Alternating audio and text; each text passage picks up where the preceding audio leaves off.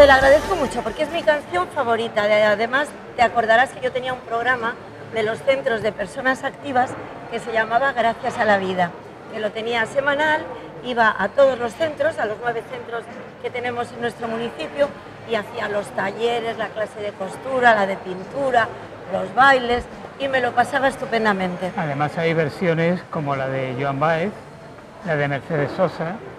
Y ¿Hay una de Armando Manzanero? Armando Manzanero, que yo sepa, no. Ay, espera, ¿de Alberto Cortés? Alberto Cortés puede que la haya cantado, sí, Armando Manzanero, que yo sepa, no. O sea, hay alguno de estos que tengo. Esta versión de Pasión Vegas también está maravillosa, muy bien, ¿no? también. Es que además me parece tan bonito, porque yo es algo que digo mucho y que en mis redes pongo siempre, gracias a Dios y a la vida. Pues hablando de centros de personas activas, Paco, que yo tenía ese programa que me encantaba, nosotros vamos a tener ahora una sección que se llama La veteranía es un grado, porque todas esas personas están en los centros de personas activas, es porque lo son, y los iremos trayendo poco a poco. Y hoy hemos querido traer a Julia Aguado, que es la presidenta del Centro de Personas Activas de San Pedro, y a Josefa Espada, que es también de la Junta Directiva. Así que un centro que vas allí, lo pasas estupendamente. Ahora no habrá baile, ahora les preguntaremos.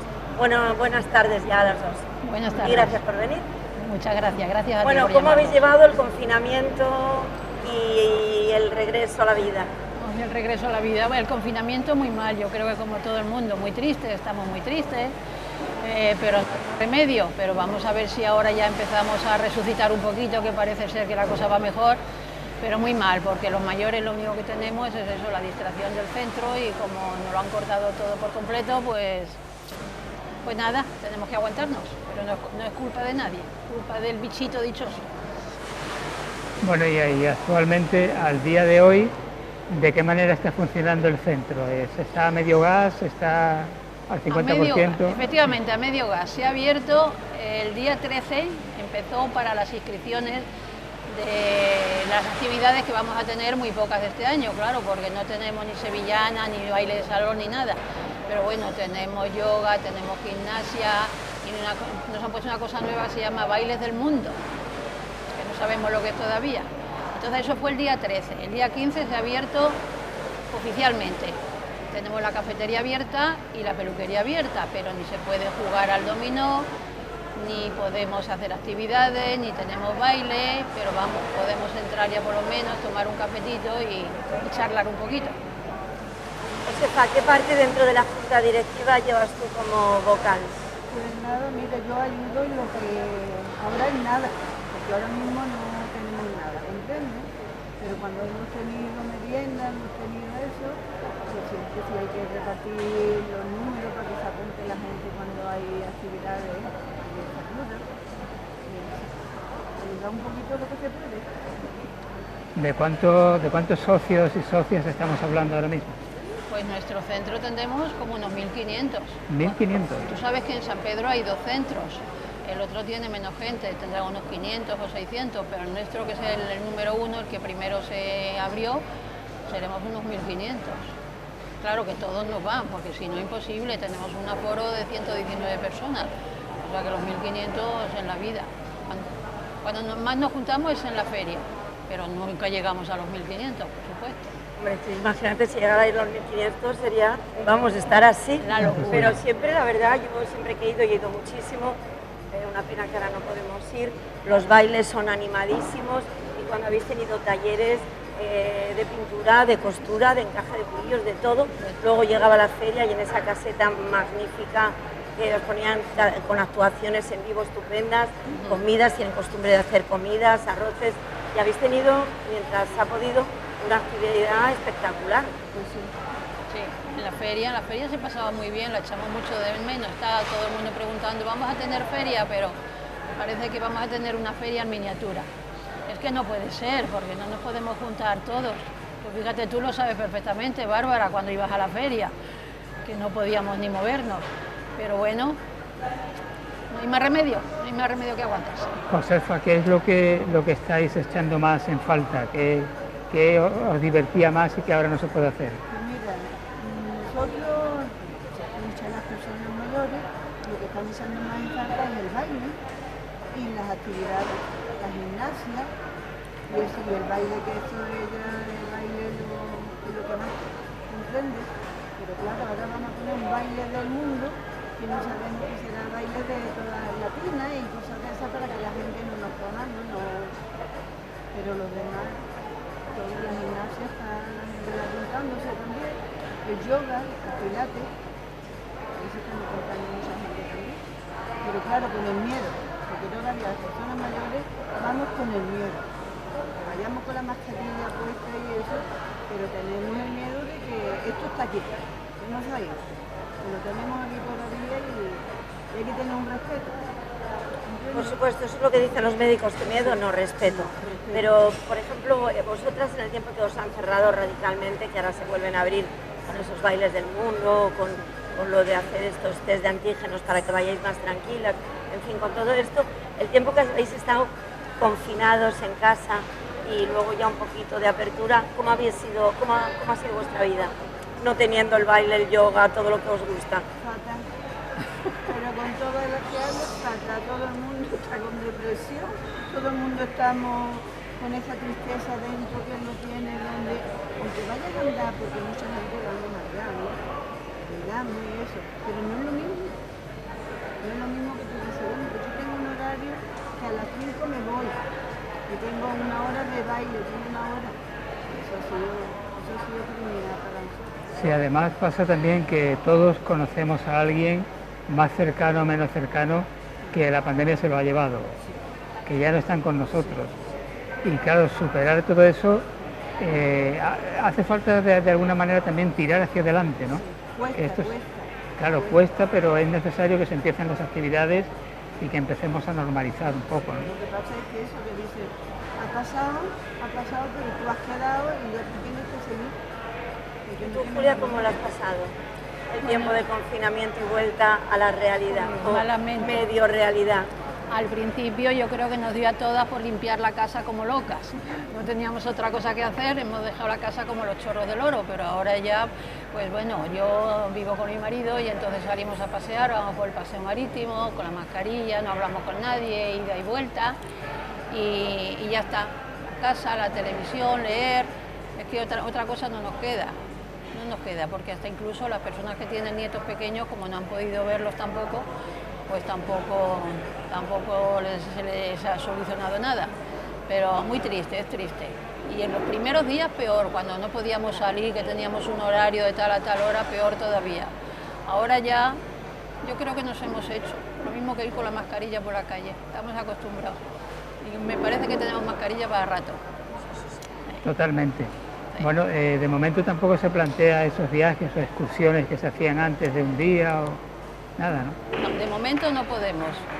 De momento no, hasta que el inserso no empiece y cuando el inserso dé el visto bueno, pues entonces ya nos dejarán.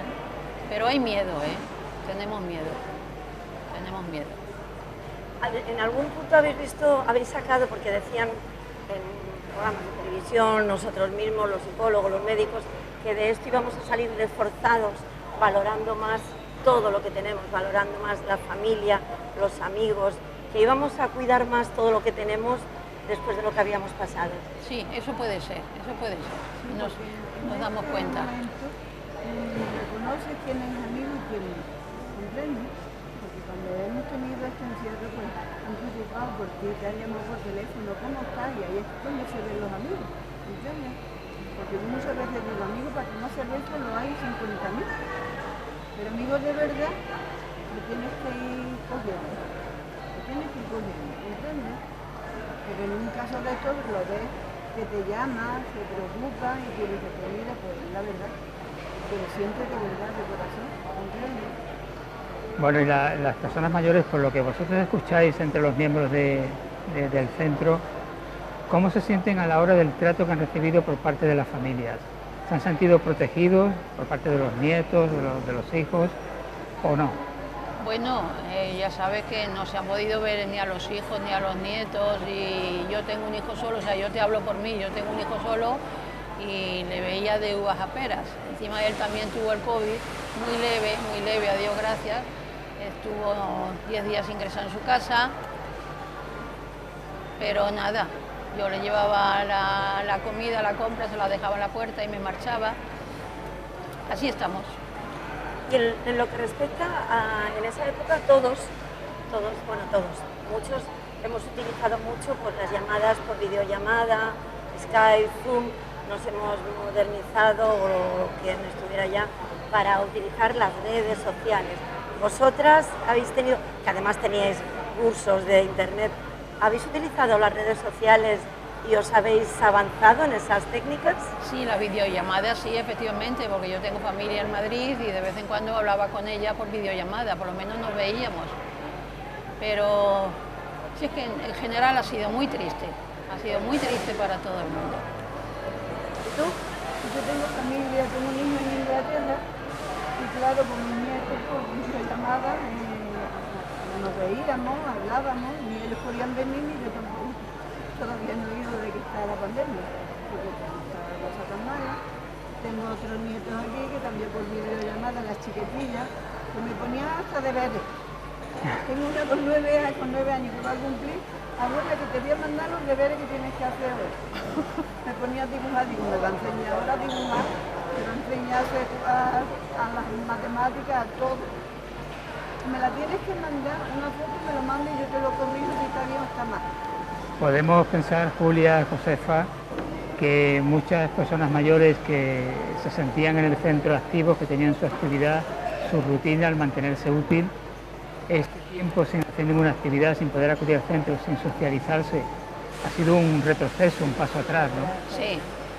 ¿Eso cómo se va a superar? ¿Cómo tenéis pensado actuar de alguna manera? Pues yo creo que lo perdido no se recupera ya, pero sí nos ha afectado muchísimo. A los mayores sobre todo, Pero parece que tiene, parece que tiene muchas ganas de empezar. Sí, ganas hay muchas ganas de baile, ganas de viaje, ganas de todo, pero claro, hay que ir poquito a poco. A mí me hace gracia cuando la gente joven dice en los botellones, es que nosotros tenemos mucha necesidad de juerga y los mayores también, porque los mayores es lo único que nos queda ahora ya. Las reuniones estas que teníamos y los bailes nos los han quitado, entonces no tenemos nada. Pero no os veo muy animados, la verdad que me gustaría veros con optimismo y ánimo, con ¿no? ganas de afrontar el futuro, de que todo ha ido cambiando, de que gracias a Dios todo se va abriendo, aunque sigamos manteniendo las medidas de seguridad, las mascarillas, que todos las tenemos. Yo soy de las que tengo, no miedo, pero mucho respeto, no voy a lugares cerrados. Por ejemplo, yo que hago muchas fiestas en mi casa, comidas, cenas, no he hecho ninguna, que todo el mundo me lo reclama. Pero dentro de todo eso, como el otro día decía Paco, la vida no sigue igual.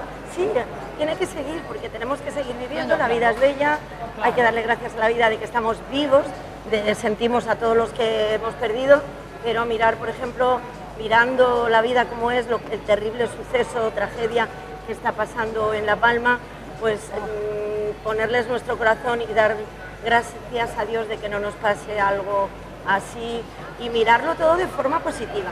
No os quiero ver tan apagadas, que vosotros sabéis que yo en los centros de personas activas me lo paso estupendamente y quiero veros muy animadas y muy activas y daros las gracias por haber venido, que vengáis cuando queráis, que esta es vuestra casa, porque nosotros estamos, Paco y yo, como en casa.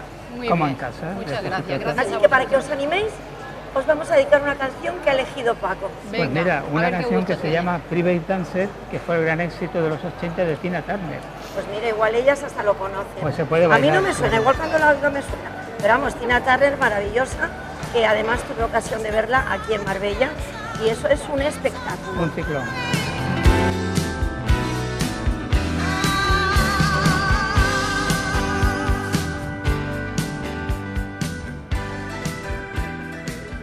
Carucilla, vamos, carucilla. Bueno, nos pillan, porque como esto es como en casa, pues como si estuviéramos en el salón, nos han pillado infragantis hablando con nuestro siguiente invitado, una entrevista en profundidad, ya saben que es una de nuestras secciones, y además que ha venido expresamente de Madrid para una boda, pero como la amistad tiene un precio y es amigo mío hace 40 años, le digo, anda, vente, sales en el programa y ya de paso comemos juntos. Así que aquí tenemos nosotros, si yo les dijera Rafael Paya Pinilla, me dirían todo el mundo, ¿y este quién es? Pues bueno, pues ese es rapper. pero ese es su verdadero nombre. Y además con él se nos queda corta la media hora que nos queda, porque si hay alguien ameno para hablar con él, es él.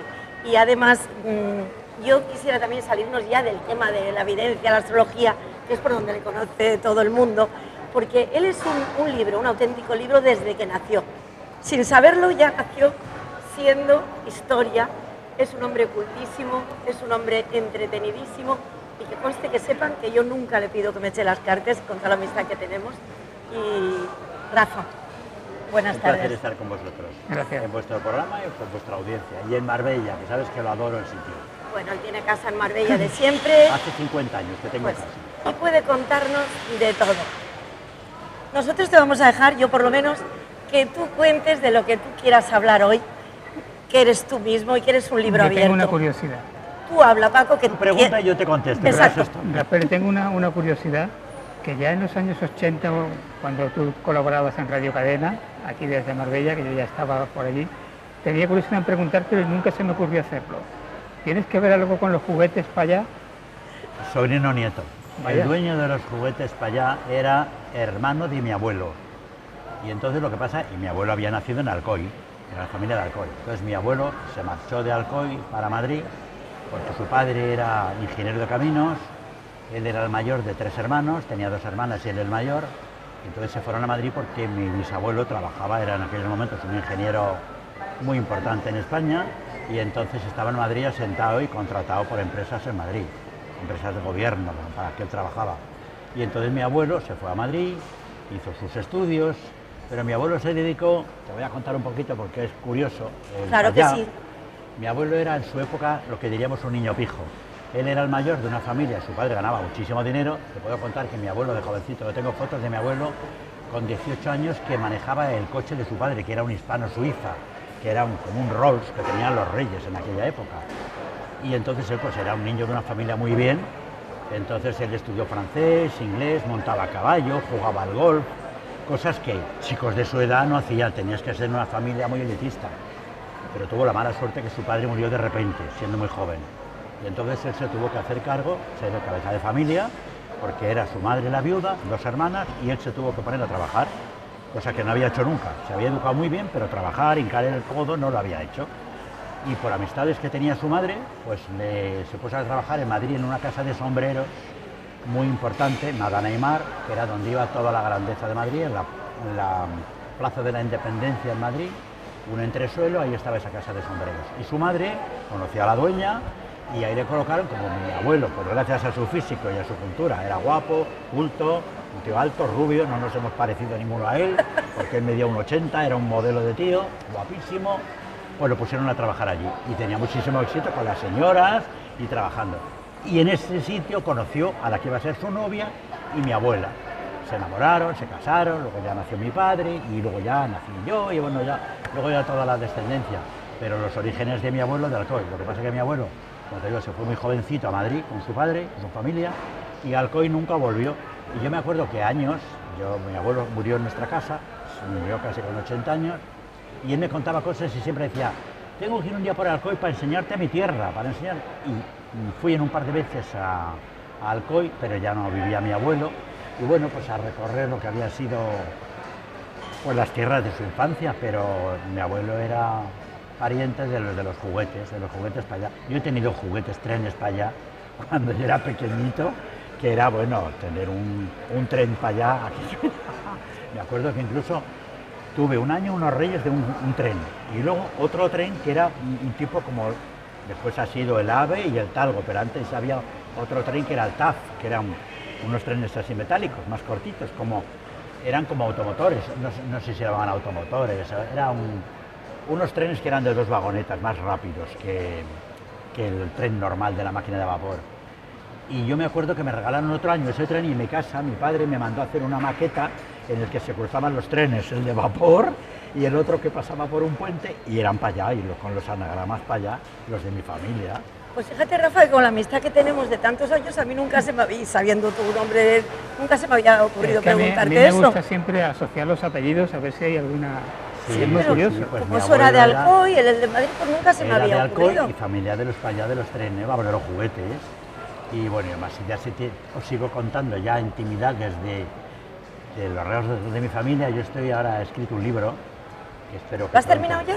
No, Porque todavía no, porque es que años con voy el libro. añadiendo cosas. Pues claro.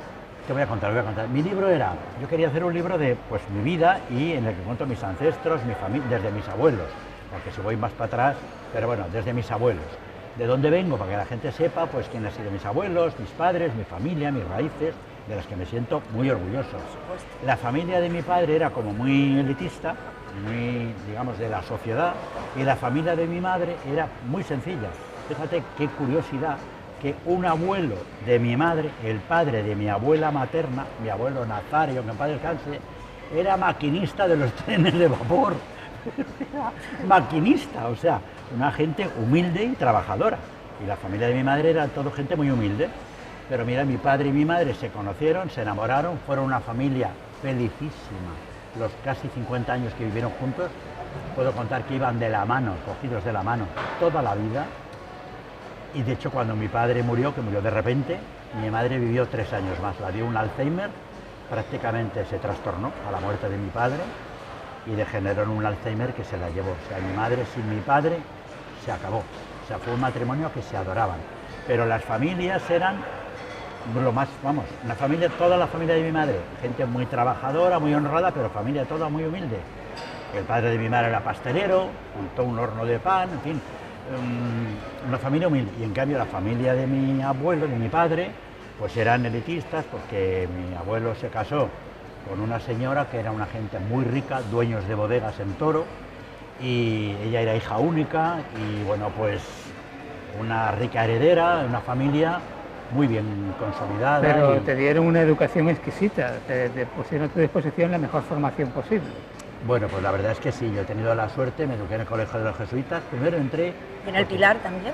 En el Colegio de los Jesuitas, te cuento. Primero, el que ha sido en el Pilar ha sido mi hijo. Mi hijo lo eduqué en el Pilar hasta su mayoría de edad. Y después, él como hizo se licenció en cosas deportivas, sacó un título deportivo que le valía para dar clases. Y él formó el equipo de colegio de fútbol del Colegio del Pilar y era el instructor y el que formó el responsable del equipo del colegio. O sea, llegó hasta ser profesor en el Colegio del Pilar, donde se educó desde pequeñito. Pero yo me eduqué en el Colegio de los Jesuitas, primero las jesuitinas. A los niños ahora los llevan a jardín de infancia. Cuando yo era pequeñito eso no existía. Había jardines, un colegio, donde te llamaban, pues poco menos que cantando te enseñaban el Padre Nuestro, te llevaban a capilla a cantar el Ave María. Y yo fui a un colegio de jesuitas, de monjas, las Hijas de Jesús, que estaban en la calle Velázquez, muy cerquita de mi casa. Y en ese colegio aprendí a leer, y aprendí a escribir. Me acuerdo de mis profesoras de entonces, la Madre Pilar, la Madre María Dolores, bueno. Porque además yo me acuerdo que con 4 años, yo no sé qué verían, que a mí me cogieron para formar el cuadro de niños escénico del colegio y yo ya me hacían hacer teatro. Y apuntabas maneras tú. O sea que a la monja dijeron, este niño vale para la escena. Y yo ya hacía cosas en el colegio de teatro, ¿no? Y bueno, pues en ese colegio hice la primera comunión. Cuando hice la primera comunión, ya para seguir, ese colegio era de chicas, las Hijas de Jesús. Entonces ya me pasaron a chicos al colegio de los jesuitas. Y ahí estuve en el Colegio de los Jesuitas y luego cuando hice el bachiller elemental para hacer bachillerato superior me fui al liceo francés y en el liceo francés hice otra especie de bachillerato que fueron 5 años y después de esos 5 años me dieron título de profesor de francés, que es un título que te lo dan, digamos, apoyado por la Universidad de la Sorbona. Yo nunca he dado clases de francés, pero me vino muy bien el francés porque mis padres, el negocio de mis padres, que era negocios de moda y de alta costura, estaban muy vinculados con Francia, con París.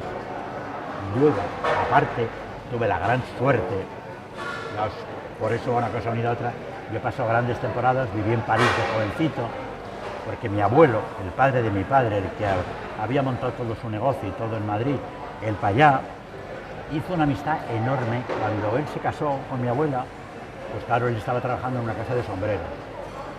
Y su esposa, como os digo, había sido religiosa, había sido monja y se salió del convento porque estaba enferma del corazón y las monjitas no la permitieron hacer los votos perpetuos porque estaba muy delicada. Entonces se sale del convento, la presentan en sociedad porque había que buscarla un novio, tenía 20 años y había estado de novicia en un convento.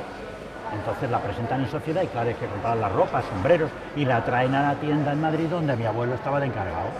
En esa tienda surgió el flechazo y mi abuela dejó del convento a enamorarse, había salido del convento, se enamora de mi abuelo comprándose ropa, sombreros, historias para presentarse en sociedad y se casan.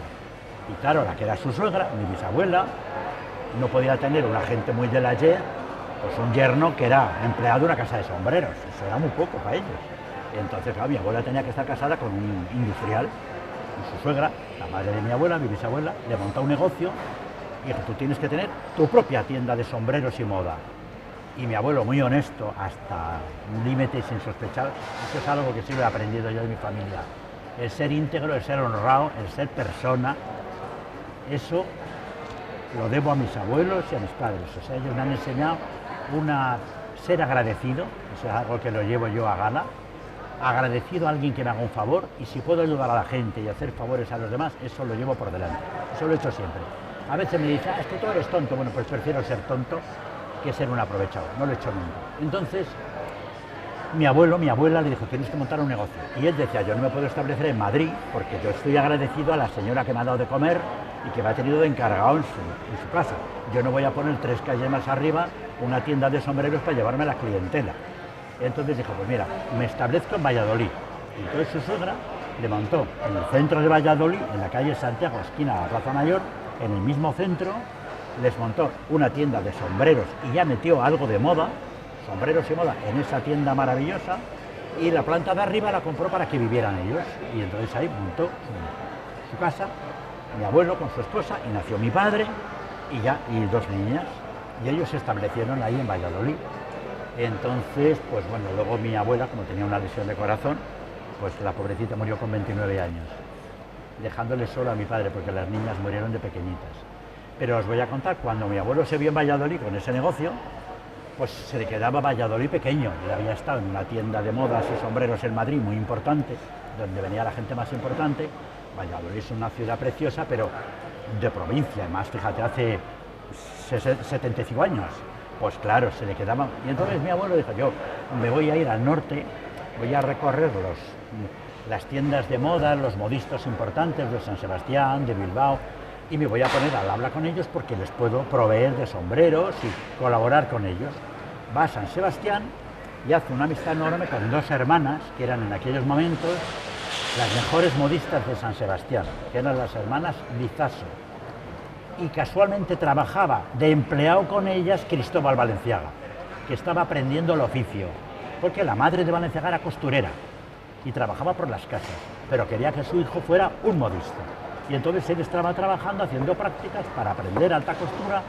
Entonces mi abuelo llega con sus sombreros, hacen amistad ellos 2, enorme, pues mi abuelo vendiendo sombreros y el otro se cayeron muy bien, y desde ese momento tenía mi abuelo 31 años, y Valenciaga igual, eran más o menos de la misma edad, íntimos amigos. Lo que es la vida, ¿eh? Lo que es la vida. Pero que te Fíjate, diga, te porque cuento, luego le de viene esa a él... amistad, íntimos amigos. Mi abuelo Valenciaga Paler era su hermano, el hermano varón que nunca tuvo, era su hermano.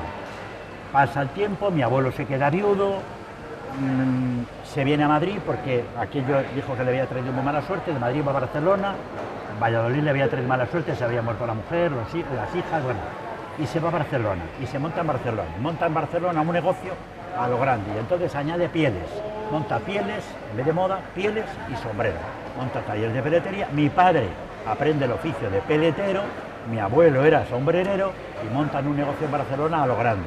Y siguen la amistad con Valenciaga. Valenciaga en ese intervalo ya tenía su casa en San Sebastián, y cuando a todo esto está a punto de empezar la guerra. Y mi abuelo, como tenía mucha clientela en Madrid, en el mes de julio, él venía a Madrid con unas modelos y presentaba su colección de sombreros y pieles para la clientela de Madrid, de la moda que venía para otoño e invierno. Y estando en Madrid presentando toda su colección, estalla la guerra ese mes de julio, las cosas de entonces, las envidias, porque mi abuelo no se había metido en política, en nada. En mi casa hemos estado, nos pueden decir que hemos de aquí o de allá, nunca mi padre ha estado en un filiado de nada de política. Yo en mi vida he ido ni a levantar la mano, ni la bandera, ni a levantar el puño, ni a levantar el pie. A mí la política me la trae, me repampinfla la política. Mi abuelo, mi padre, nada, nunca en política. y tenían amistades de todos los sitios, como yo. Yo tengo clientela y tengo amigos de lo más izquierdoso a lo más derecho.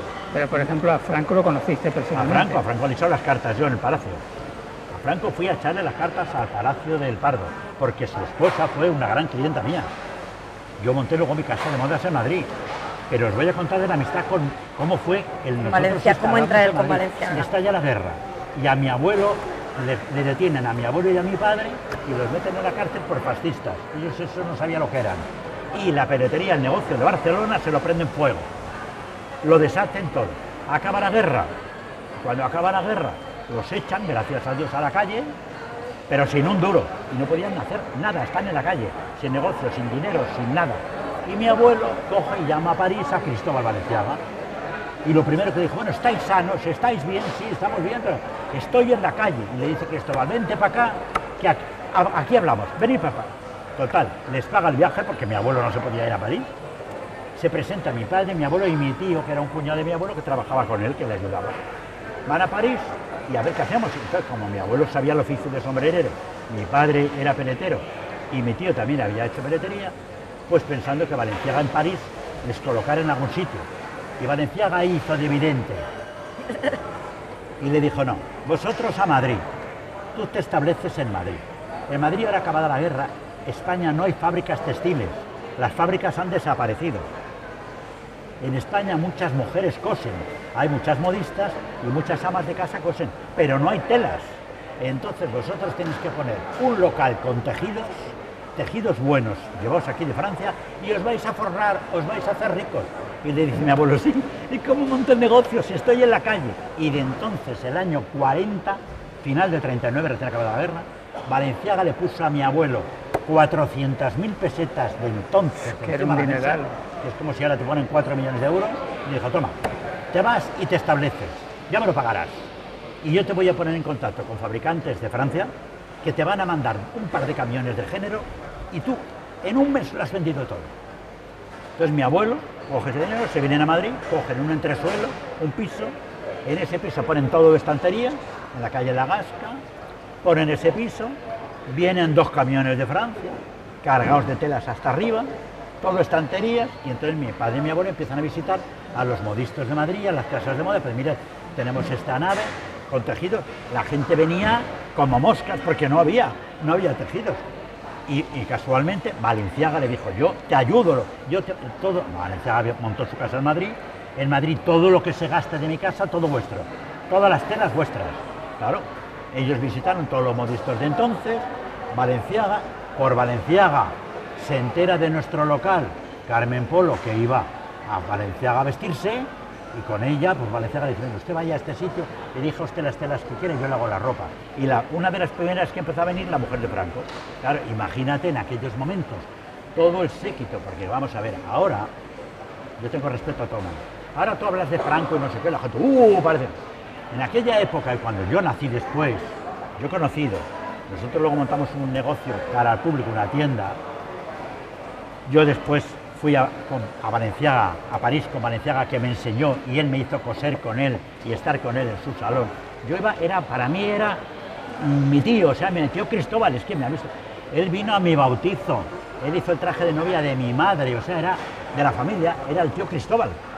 Y claro, yo iba a París, yo conozco París como Madrid, porque en París he vivido grandes temporadas en casa de Cristóbal Valenciaga. Era mi otro padrino, era mi segundo abuelo, era otro abuelo. Y en nuestra casa era él llamaba, cuando llegaba a Madrid, y la llamaba mi madre se llamaba María Ángeles, y él la llamaba Marujita. Y cuando llegaba a Madrid, le llamaba a mi madre, Marujita, que estoy en Madrid. ¿Y sabes para qué era? Al día siguiente le decía, Marujita, que para descanse, ya sabes, mañana a comer. Y le encantaba, mi madre guisaba de locura, y le encantaba que mi madre le hiciera los canalones. Porque él decía, los canalones que me haces tú, ni en Maxim me los como. Y él llamaba Marujita, que estoy en Madrid. Al día siguiente teníamos al tío Cristóbal comer canalones en casa. Y a mi madre le hacía toda la ropa, todos los vestidos, todo, o sea, era su familia. Y él fue el que te enseñó a ti también a coser estando y yo tú con él de trabajé con aprendiz. él, yo trabajé en la casa de modas, entonces claro, y a través de él, pues yo me introduje, claro, con todas las señoras importantes de Madrid, quitamos el piso que teníamos de tela, montamos una tienda en la calle Ayala, abierta al público ya, donde ya venía todo Madrid, tenemos una clientela, y como a mí me gustaba hacer ropa, porque un día yo tendría pues 15 años, 17 años, y me acuerdo que un día estaba comiendo en casa y me dice, bueno, Rafita, porque él me llamaba Rafita, ¿tú qué vas a hacer? ¿Tú qué quieres estudiar? Y dice mi madre, ya ves, ahora que dice que quieres ser modisto. Digo, yo sí, digo, yo a mí me gusta la ropa, el vender telas. Digo, pero yo quiero hacer un día una colección. Y me dice Cristóbal, no se me olvida nunca, pues chico, con el tío abuelo que tienes, te vienes conmigo y de aprendiz. Y bueno, a mí me tocó la lotería, porque claro, yo iba a Valenciaga en Madrid a los talleres, llamaba a la puerta y entraba por los talleres, por la casa, como si fuera la casa del abuelo. Mejor padrino no pudiste tener. Imagínate, claro. Y yo iba al probador, entraba a ir a probar, que él no probaba a todas las señoras, él probaba según qué señoras. O sea, la gente iba a hacerse la ropa, pero él probaba, pues eso, a la mujer de Franco, a la duquesa de Alba, a la duquesa de Montellano, a la dueña del Banco Coca, a las señoras importantísimas, él las probaba. Y me metían en el probador, venga, Rafita, vamos a probar. Y a mí me enseñaba, él se metía con un de alfileres aquí y yo con otro. Yo todavía iba con pantalón corto. Y entonces, bueno, ahora voy con pantalón corto porque es verano. Y entonces entró y de rodillas, yo me acuerdo de estar de rodillas cogiéndole los bajos de las señoras y yo le iba dando alfileres. Y él se ponía los alfileres en la boca, yo le iba dando los alfileres y así probábamos, yo le ayudaba a probar, que yo a veces me veía delante de una señora de esas y no me lo podía creer, que yo le estaba haciendo un dobladillo a la duquesa de Alba, a la duquesa de Osuna, a la duquesa de Medinaceli, las señoras, las actrices de aquella época, la gente más importante de España, o de gente que pasaba por allí. Y Valenciaga era, Rafita, vamos a probar. Y yo era Rafita y era su nieto. Él conmigo fue, y entonces, claro, tuve la gran suerte, pues claro, de empezar a conocer todas esas señoras de la altísima sociedad. Y hay un día, yo entre medias aprendí a echar las cartas. Pero yo aprendí las cartas como un hobby, porque, bueno, me hacía gracia. Y si os cuento cómo aprendí a echar las cartas, os estoy contando muchos secretos, aparte de mi libro. No, pero yo creo que, mira, yo le decía a Paco antes, que tú que eres tan amigo mío y yo sé todas estas cosas, que quería que conocieran el lado humano tuyo, claro. Porque que eres vidente, magnífico y astrólogo, pero sí, lo de las cartas, como no nos queda mucho tiempo, cuéntalo porque eso es muy divertido y es muy interesante para los que no lo saben. Claro, es que hay cosas, por ejemplo, eso, el poder entrar en el mundo de la moda, pues de quién entré, de la mano de Cristóbal Valenciaga, que era mi abuelo, mi segundo abuelo, claro. Y él me llamaba Rafita, entonces yo tengo recuerdos con Valenciaga, que os puedo contar una anécdota que yo cuento en el libro, con Edith Piaf, que yo tuve el honor de conocer a Edith Piaf y que ella me cogiera, me abrazara, no se me olvidará nunca, en aquel camerino del Olimpia de París, ella hizo su despedida del mundo del espectáculo. Ya se retiraba porque estaba muy enferma. De hecho, la sacaron porque no podía casi andar al escenario, cogida por unas personas que la llevaban así y la dejaban en el escenario. No podían moverse, iba con zapatillas porque tenía como una artrosis degenerativa y tenía los pies así torcidos y las manos así. Así la vi cantar. Entonces, estábamos en París, ese viaje, con mis padres, y me dice Cristóbal, mañana tenéis algo por la noche, pues vais a venir conmigo porque tengo entradas, mañana es la despedida de Edith Piaf, que es un mito mundial, y os invito para que vengáis conmigo. Y él era íntimo amigo de Edith Piaf. Entonces fuimos a aquel teatro del Olimpia, que aquí, yo he ido al Olimpia después muchas veces en mi vida, pero como aquel día, los grandes bulevares eran miles de personas que se mataban por estar allí así, los guardias de seguridad, la policía organizando la entrada de la gente, y allí entraban los grandes personajes de Francia, del cine, de la canción, fue todo el mundo, claro, un acontecimiento mundial, la despedida de esta señora. Nosotros fila 3, el escenario ahí, se apagan las luces y sale una lucecita morada y Edith Piaf allí cantando La Bien Rose. Ese momento yo no he visto nunca, y mira que he ido a espectáculos, a homenajes, a debuts, a galas a lo largo de mi vida, incalculable. Yo no he visto nunca una cosa igual. Era un clamor, la gente puesta de pie, pero daban gritos, pero gritos como de histeria. Todo el teatro, la gente chillando, y ella en el escenario no podía empezar a cantar porque ella lloraba.